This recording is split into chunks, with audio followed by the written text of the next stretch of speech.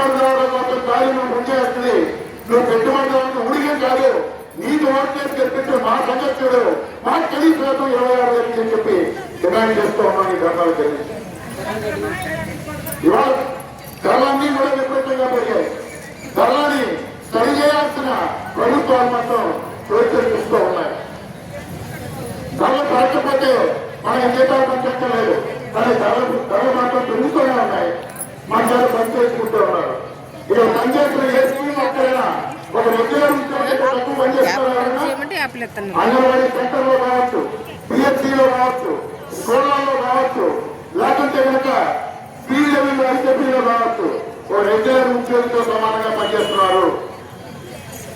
మరి రెగ్యులర్ ఉద్యోగులతో సమానంగా మా చేత స్కీములతో చెప్పి పనిచేసుకుంటున్నప్పుడు మాకు రెగ్యులర్ ఉద్యోగులతో సమానంగా జీతాలు ఎందుకు ఇవ్వరు? ఇవ్వాల్సిందే. మన స్కీమ్ వస్తుందని మనకి జీతాలు తక్కువని మనం ఏదైనా షాపు పెడితే మనకైనా తక్కువ రేటుకి బియ్యం పట్టుకుని ఇస్తారా? అదే రేటు కొనుక్కోవాలి.